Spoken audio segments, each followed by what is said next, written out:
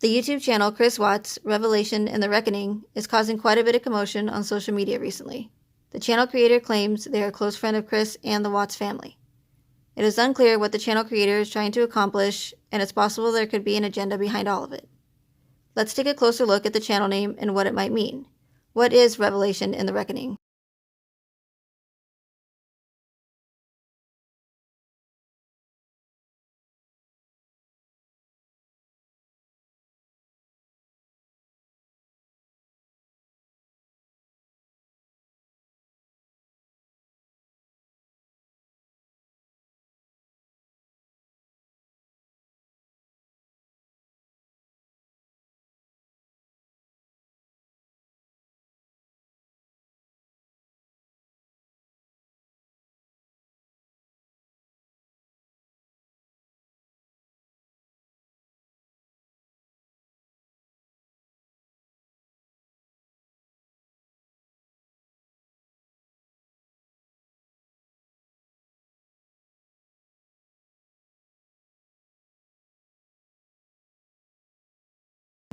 The book of Revelation, also called the Apocalypse of John, Revelation to John, or Revelation from Jesus Christ, is the final book of the New Testament and consequently is also the final book of the Christian Bible.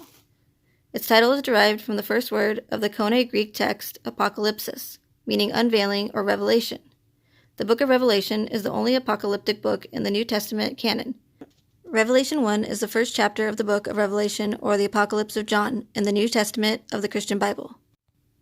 So I want you to take a look at the picture on the right. You'll see Revelation 1:13-2-1.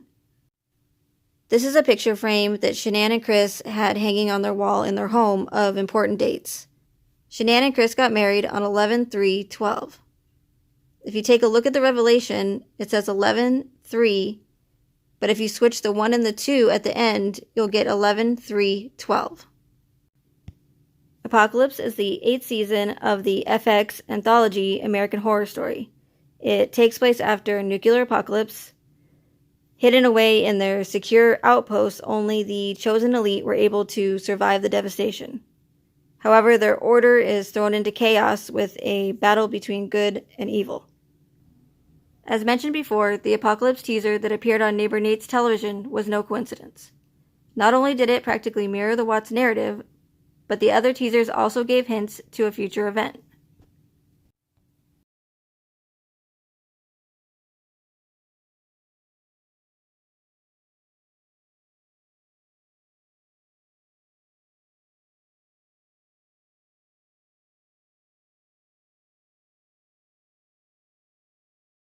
If I've made any contribution to this, then one of the things that I'm most proud of is to have come up with the phrase problem, reaction, solution to describe the most used and the most powerful method of mass, mind, and emotional manipulation that has been used on us to advance this agenda.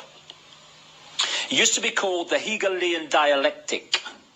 What it means is that you want to change society in a way that if you did it openly and had a meeting and said, right, well, tell the public this is what we're going to do, you know that you would get a massive public reaction against what you want. So you don't do it openly.